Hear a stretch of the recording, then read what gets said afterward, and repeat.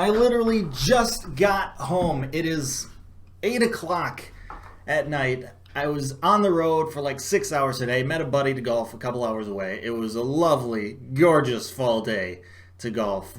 Just beautiful. Didn't really hit them all that well, but it was still a lovely day.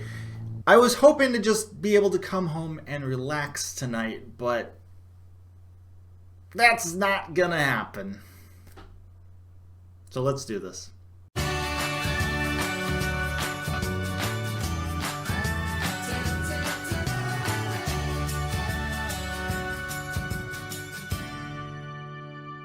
Hello and welcome back to another episode of Hockey Talking. My name is Clay. Thank you for tuning in. Blackhawks made a deal today while I was gone. How dare they? How dare they?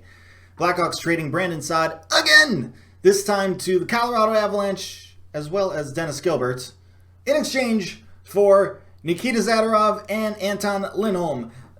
Anton Lindholm and Dennis Gilbert, like those don't really matter all that much. It's basically Brandon Saad for Nikita Zadorov. That's basically the trade. Now, if you are someone who really likes defensemen who will hit other people, you might be a little sad that Dennis Gilbert is gone, because Dennis Gilbert liked to hit people, and he also liked to fight a couple times.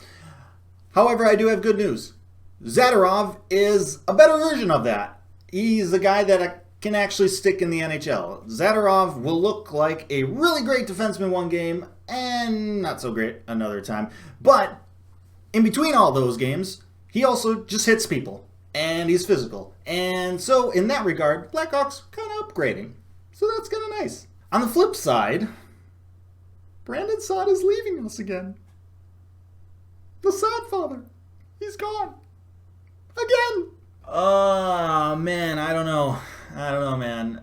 Would have liked to get a little bit more for Brandon Saad. Maybe a pick, like a third, fourth round pick. But I don't know, maybe I'm biased. Maybe I'm looking at this through, rose-tinted glasses here. You might think that Brandon Saad going into the last year of his contract might be a better asset to trade at the trade deadline. Like, you might be able to get more for him at that time. The only problem is with Brandon Saad is that he actually has a modified no trade clause kicking in this year. So it would have actually been harder to trade him, not only to trade him at the trade deadline, but also to get a good return for him at that time as well. Like, if you're going to trade Brandon Saad before his contract expires, like, now's the sure time to do so. But with that said, would have liked to get a little bit more in return. Look, who knows? Maybe Zadorov just becomes a fantastic defenseman for us. He's 25 years old. That's pretty young for a defenseman, although you should kind of know by now what he's going to be.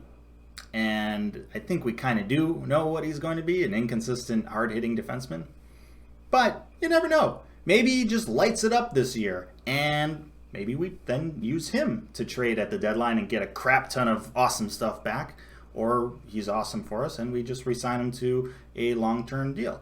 He signed his qualifying offer, so we have him for 1 year, $3.2 million. If he absolutely stinks for us, we can just let him go, I guess. We're not stuck with a long-term deal.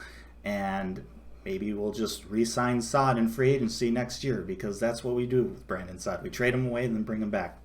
Who knows? Here's the thing. It's pretty clear with the moves that we've made, not re-signing Crawford, trading away Saad. It seems like we're going to be going with younger guys, and we're trying to embrace a rebuild as much as we can with the veteran contracts we have. The Brent Seabrook, the Jonathan Toews, the Patrick Kane, the high, contracts that we have.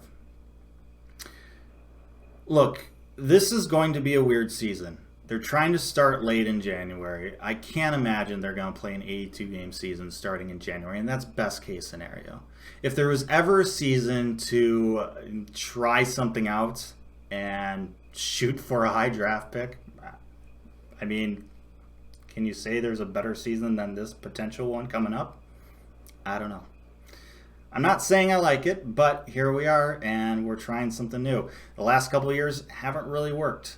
So what's the definition of insanity? Doing the same thing over and over and trying to get different results. So we're trying something new. Let's see what happens. But I'd love to hear your guys' thoughts on this. Let me know down in the comments section below. Thank you so much for watching. Like, share, and subscribe. Appreciate that as always. But most importantly, stay safe, make good decisions. I'm going to go relax now. I'll see you next time.